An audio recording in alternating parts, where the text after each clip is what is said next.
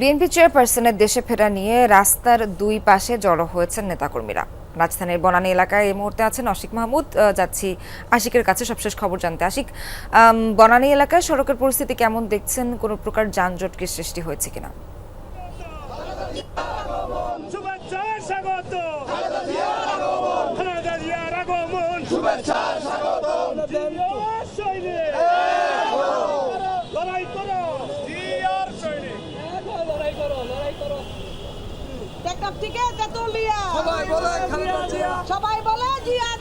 শহর দীর্ঘদিন লন্ডনে চিকিৎসা শেষে আজ ঢাকায় ফিরছেন, অর্থাৎ বাংলাদেশে ফিরছেন বিএনপি চেয়ারপারসন বেগম খালেদা জিয়া এবং বিএনপি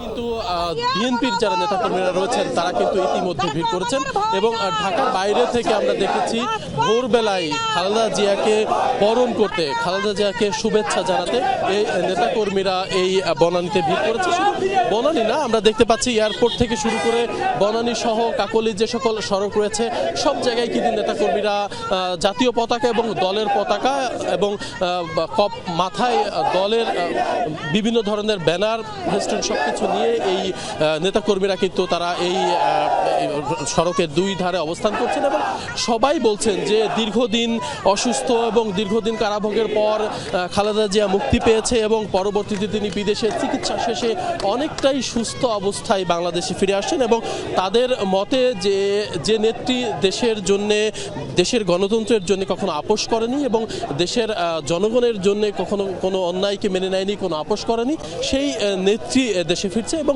সে কারণেই সকল মানুষের মধ্যে কিন্তু এক ধরনের উৎসাহ উদ্দীপনা আমরা কিন্তু লক্ষ্য করছি এবং এখন পর্যন্ত আমরা দেখতে পাচ্ছি যে আইনশৃঙ্খলা পরিস্থিতিও কিন্তু আইনশৃঙ্খলা রক্ষাকারী বাহিনীর সদস্যরা কিন্তু তৎপর রয়েছে যে কোনো ধরনের অপ্রীতিকর পরিস্থিতি মোকাবেলায়। আমরা দেখতে পাচ্ছি যে ট্রাফিক পুলিশের যারা দায়িত্বে রয়েছেন তারা সড়কে যান চলাচলটা এখন পর্যন্ত স্বাভাবিক রাখার চেষ্টা করছে, যদিও নেতাকর্মীদেরকে বিএনপির পক্ষ থেকে নির্দেশনা দেওয়া হয়েছে যে কোনো রকম এই সড়কে নেমে কোনো ধরনের যানজট সৃষ্টি করা যাবে না, সেই নির্দেশনা দেওয়া হয়েছে। এখন পর্যন্ত আমরা দেখতে পাচ্ছি যে খালেদা জিয়ার বহনকারী যে কাতার আমিরের যে বিশেষ এয়ার অ্যাম্বুলেন্সটি সেটি আর কিছুক্ষণের মধ্যেই বাংলাদেশের আকাশে প্রবেশ করবে এবং তারপরে এবং সেই নেত্রীকে অর্থাৎ খালেদা জিয়াকে দেখতেই কিন্তু এই নেতাকর্মীদের এমন উচ্ছ্বাস এবং সকাল থেকে কিন্তু তারা ভিড় করে আছে। সবার একটি প্রত্যাশা যে খালেদা জিয়াকে তারা এক নজর দেখতে চায়। আশিক, অনেক অনেক ধন্যবাদ আপনাকে।